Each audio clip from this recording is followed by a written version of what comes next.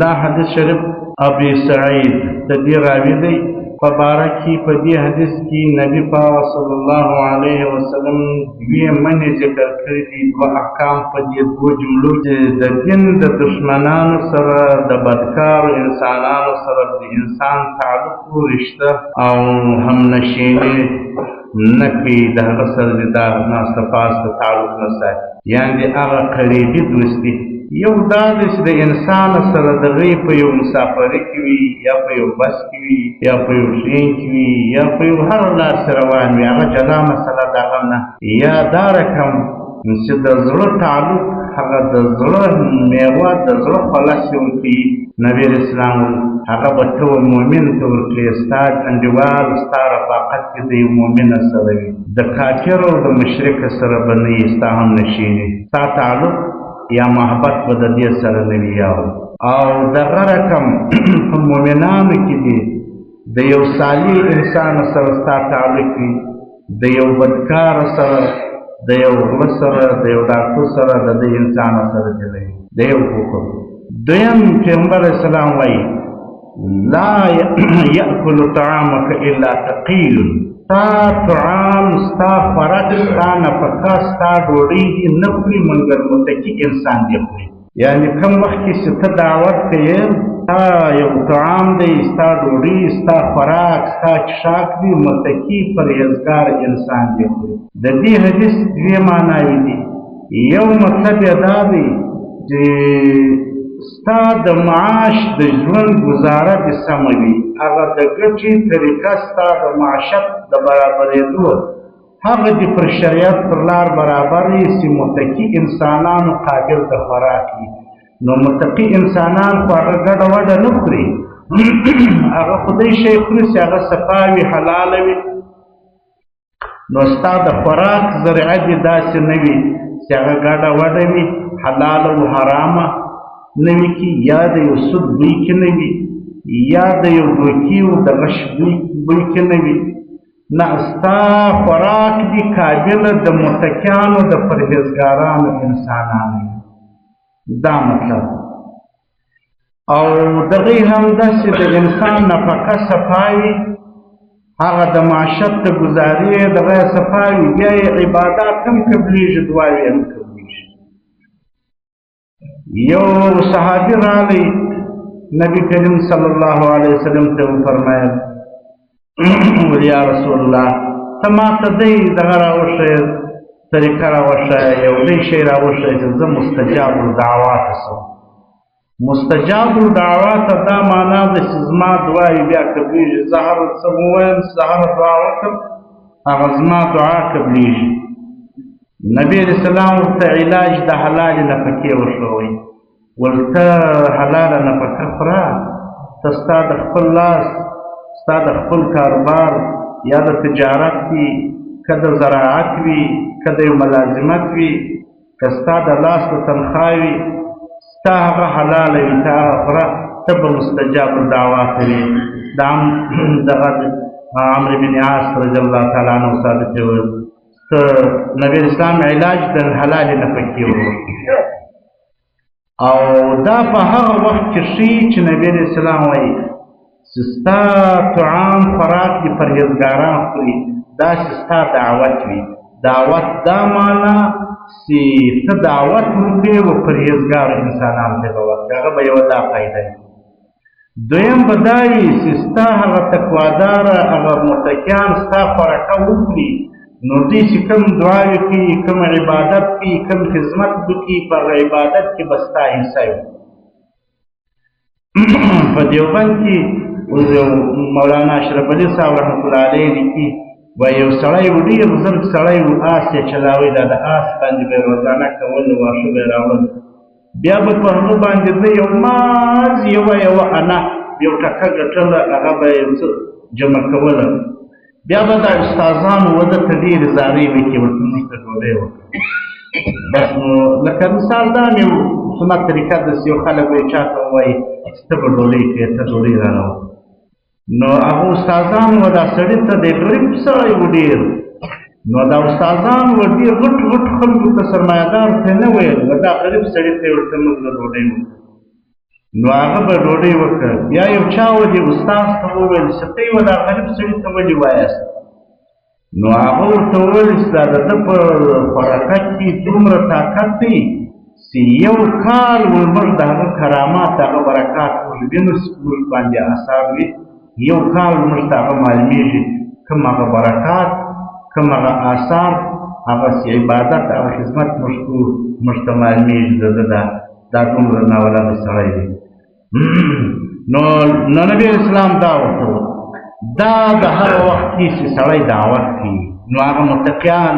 هغه ښه خلک، هغه مسکینان د دې دعوت کوي.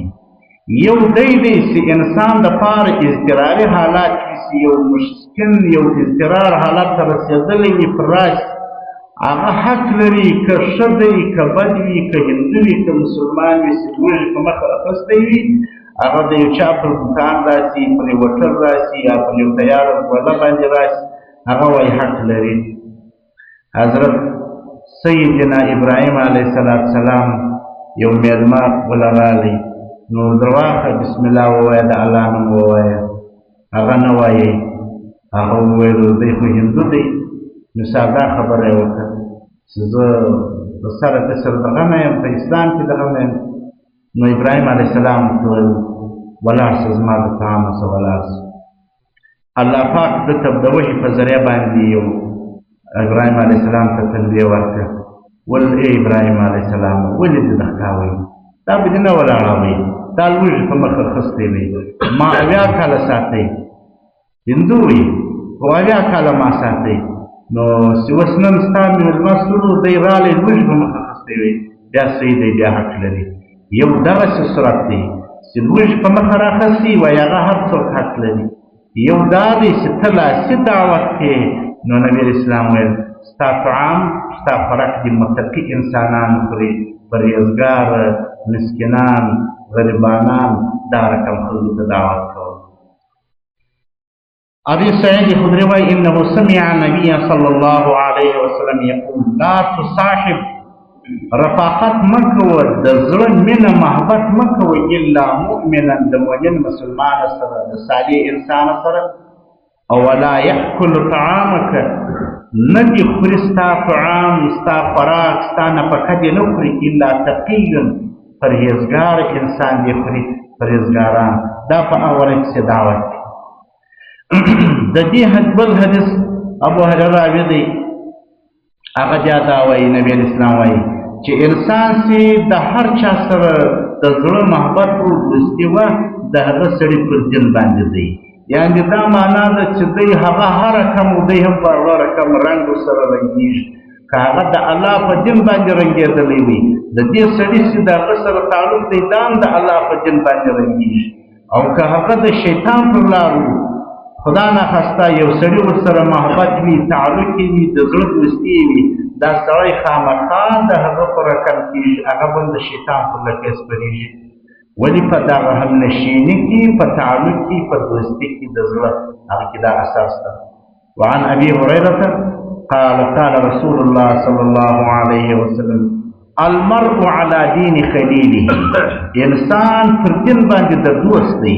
د خپل د داسې کوم دوست دی، دی هم پر هغه دین باندې دی، دی هم پر هغه مسلک دی، دی هم پر هغه مذهب دی. فلینظر ودې ګوري احدکم په دی کې من یخالل، د چا سره دوستي کوي. نو انسان چې د زړه محبت دوستي یا تعلق وي، داسې دی دا به د چا سره وي، هغه به د دی سره وي چې هغه د الله د دین والا وي. یو دا دی چې مدارات دي، مدارات ودا ته ویل کېږي چې د اخلاقي خوش اخلاقي ده، هغه که ښه وي که بد وي، انسان به په ښه طریقه تر ځان تېروي. یو مدارات دي، کاروباري لاین دی، د هغه سره د هغې تعلق دی، د زړه محبت مینه نه ده، د هغې تعلق یو کاروباري لاین دی، هغه د هندو سره هم وي، د مسلمان سره هم وي، د ښه سره هم وي، د بد سره هم وي. یو بد سړی په مخه ورشي هم په ښه اندازې تر ځان تېر. یا د زړه محبت مینه څه ده، هغه نبي اسلام وایي کوي به هغه د چا سره د الله د دوستانو سره کوي. او قرآن کریم کې هم دغه راځي آیات دی، یا ایها الذین آمنوا اتقوا الله وکونوا مع الصادقین. الله تعالی وایي یا ایها الذین آمنوا، ای مؤمنانو اتقوا الله الله وی اے ایمان والاو دا الله څخه په زړه کې وبېرېږئ ته د الله تعالی وی ته زما څخه په زړه کې وبېرېږئ وکونوا سي مع الصادقین د صادقانو خلکو سره کېږئ ستی ناسته ولاړه دې د صادقانو سره وي ستی هغه عقیده دې د صالحانو وي ستی مینه او رغبت دې د صالحانو سره وي بیا به په تی کې اندرې اثر راځي په تی کې به دیانت راځي په تی کې به انسان کې تقوا راځي په انسان کې یو فکر یو سوچ جوړېږي انسان کې هم دغه یو تقوا راځي چې د هغوی خلکو سره تعلق او په دې بل حدیث کې وعن يزيد بن نعامة قال رسول الله صلى الله عليه وسلم إذا أخا الرجل فليسأله عن اسمه واسم أبيه وممن هو فإنه أوصل للمودة ستا د یو چا سره تعلق سو نبي اسلام وایي ښه پوښتنه یې کوه د ده د نامه پوښتنه کوه د پلار د نامه پوښتنه د هغه د قبیلې چې د کومې قبیلې څه دی دا په دوستي کې ډېر واصل دی په دوستي کې ډېره هغه کامیابه طریقه ده یا به ته د هغه جوړ د ناجوړه پوښتنه کوې ته به د هغه د مسکنتو د فقر د فاقې پوښتنه کوې ته به هغه د رنځو د ناجوړیو د صحت پوښتنه به کوې تا ته به معلوم وي ته به هغه ته د مرګ د ژوند د جنازې پوښتنه به یې کوې نو د چې ستا ورسره محبت دوستي وي د هغه ته معلومات ستا سره وي وبه قال حدثنا عن ابي ذر قال خرج علينا رسول الله صلى الله عليه وسلم حضرت ابو ذر وايي پیغمبر علیه السلام مبارک یو وخت د حجرې سره راووتی د خپلې حجرې مبارک سره راووتی وموږ ته دا وویل اتدرون پرې خبر یاست ای اعمال احب الى الله تعالی والله تعالی ته کوم عمل خوښ دی الله تعالی کوم شی خوښوي دی وایي په موږ کې ځینې وویل حقیقت یې وویل په موږ کې ځینې صحابه وویل یو قائل وویل الصلات یا رسول الله والله تعالی ته به لمونځ ډېر خوښ او د غیبې حقیقت دی لمونځ یو ډېر لوی عبادت دی او د الله تعالی سره راز دی معراج دی په فقه کې یو مسله راځي وایي که یو سړي قسم واخیستی چې قسم دی ما اوس د الله تعالی سره خبرې وکړې دا سړي لمونځ کړی وایي سره راووتې دا خبره یې وکړه وایي قسم نه پر اوري نه دی حانس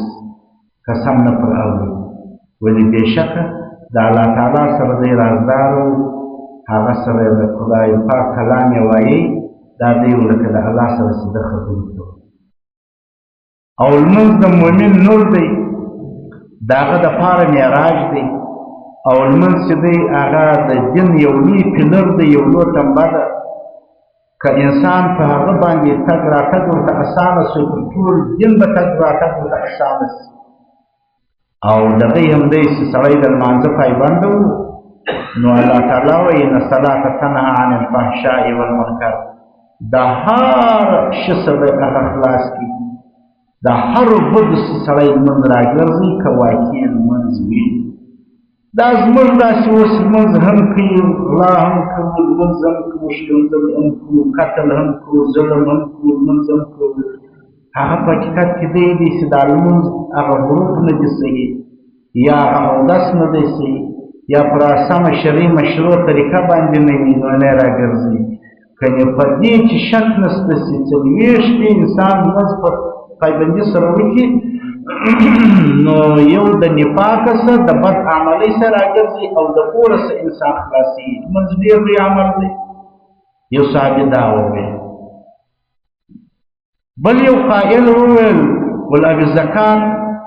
یا رسول الله ډېر و الله ته محبوب عمل بل زکات زکات هم یو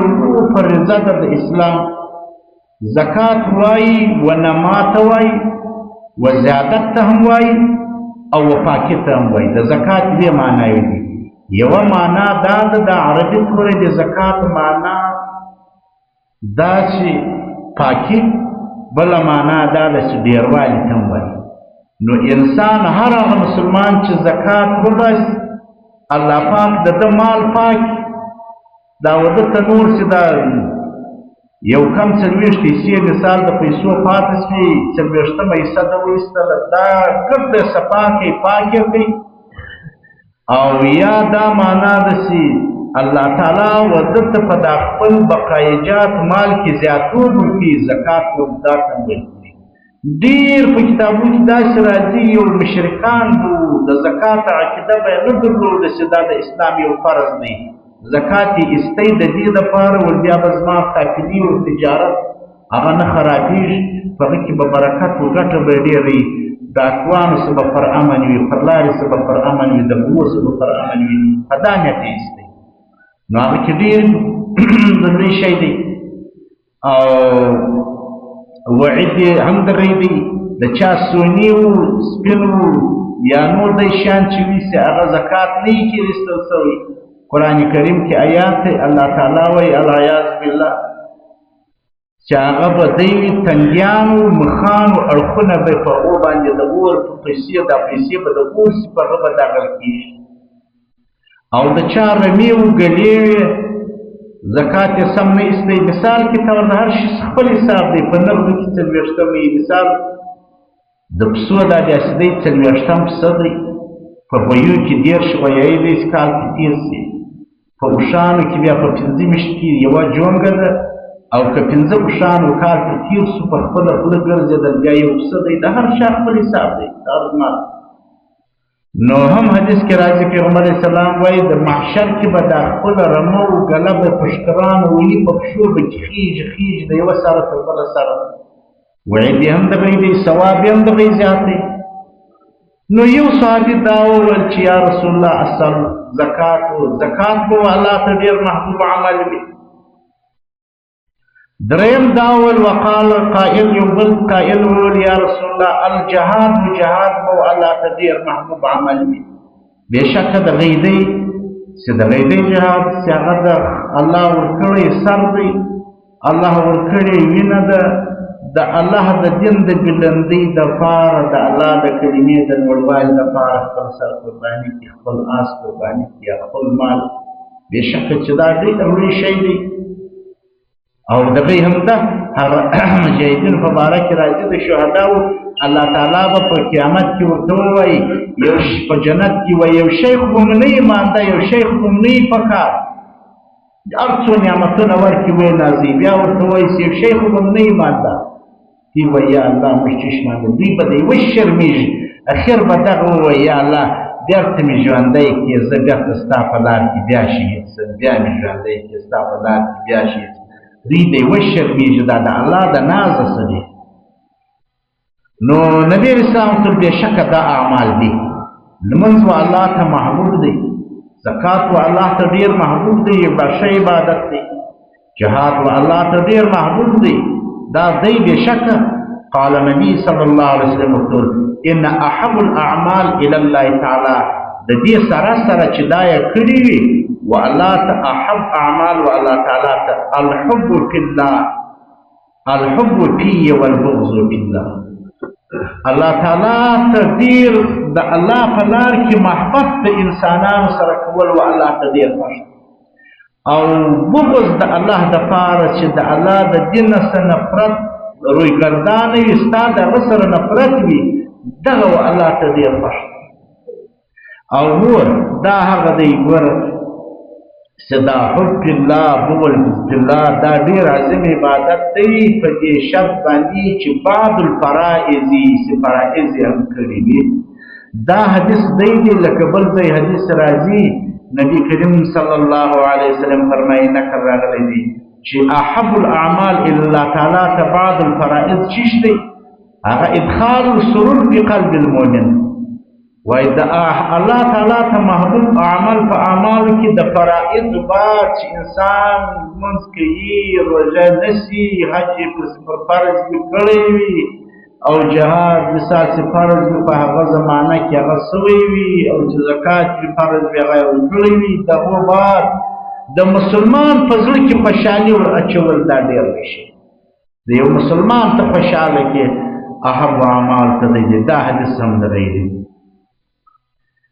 وعن اسماء بنت يزيد انها سمعت رسول الله صلى الله عليه وسلم يقول الا انبئكم بخياركم قالوا بلى يا رسول الله قال خياركم الذين اذا رؤوا ذكر الله رواه ابن ماجه. اسماء بنت یزید دا یو صحابیه ده، یو زنانه ده. صحابه کرامو که زنانه وو که مردانه وو دا به ټولو د نبي اسلام څخه حدیث زده کول، او نبي د امت د زنانو دي که د نارینهو لپاره پر منزله د پلار دی. نو د اسماء بنت یزید وایي چې دا وایي ما واورېدل د پیغمبر اسلام والنبي اسلام رسول الا انبئکم زه دې ته خبر نه کړم در زه دې ته نه دروښیم بخیارکم په دې کې مختاره غوره انسانان څوک دي؟ قالوا صحابه کرام والبلا یا رسول الله بشکه راوښه ته موږ خبر که په دې باندې. نبی اسلام ول بس ورته ګوري خياركم بهترین هغه دي الذين اذا رؤوا چې ولیدل شي ذکر الله د سړي به الله په یاد شي. دا انسانان بس ته ګوري هغه چې روته سي وګوري چې دا هغه رنګ ته وګوري هغه ته وګوري اذا رؤوا چې دوی ولیدل شي ذکر الله او سړي ته به الله ویاد شي. وسکوره چې مثال دی پر مانځه وینې، ته دی پر لوداسي وینې، ته دی پر ښه اخلاق وینې، ته دی پر سخاوت باندې وینې، ته دی هغه پر یو ښه زړسوی پر مسلماني باندې وینې، بس تا دستي الله در یادېږي، د الله دین ته در یادېږي. دغه ښه دي. او بد انسانان هغه دي چې انسان ورته وګوري د سړي به شیطان په یاد شي. هغه څنګه دي چې رنګ به هم دغه بې ډوله وي، اعمال و کردار به هم دغه وي، نو چې ورته وګوري د انسان به هغه دی چې شیطان به رایاد. نو پیغمبر اسلام الخيار دغه دي اذا رؤوا چې د دوی د چیرو ته وګوري ذکر الله الله د انسان یاد شي. دی بل حدیث کې دا وایي چې د دنیا او د آخرت د خیر د حاصلولو ذرایع څه دي؟ عن ابي رزين قال قال رسول الله صلى الله عليه وسلم پیغمبر اسلام الا ادلکم په دې بل حدیث کې بیا وایي چې پیغمبر اسلام عزت ته دلالت نه کوم درته نه کوم خبر علامات هذا الامر پر مضبوطوالی پر محکموالی د دین یو مضبوط امر نه دروښیم چې ته یې غزه کې الذي تصيب به خير الدنيا والاخره چې د خیر د دنیا او د آخرت ستې برخه سي زده شي د شی صحابه کرامو چې یا رسول الله راوښه دی امر چې زموږ د دنیا او د خیر د دنیا او د آخرت خیر پکې وي، د دنیا او د آخرت کامیابي پکې وي. نبی اسلام ورته وویل علیک بمجالس اهل ذکر د ذکر مجلسونه راځئ، ته د ذکر په مجلس کې کښېنئ، ته ذکر کوئ ماته چې ته د ذکر په مجلس کې کښېنئ ظاهره ده چې نو ته هم ذکر کوې. ذکر هغه دی چې هغه پټه رابطه ده د خدای سره. ځینې بزرګان د تصوف والا هغه پټه مراقبه کوي، هغه د الله الله وایي په زړه. ځینې هغه دي چې په خوله باندې یا په تسبیح باندې یا دغې وایي ذکر. نو یو اول دا نسخه وښوده علیک بمجالس اهل ذکر چې ته د ذکر والا جوړ. اذا خلوت چې ته یې کارې نو فحرک لسانک ما استطعت، ستا ژبه دې شوري د ذکر الله د الله په ذکر چې څومره ستا طاقت دي ستا ژبه دې شوري. او احب الله او د الله د پاره د الله د انسانانو سره محبت کوه. وابغض بالله کوم چې د الله تعالی څخه ناخوښه انسانان دي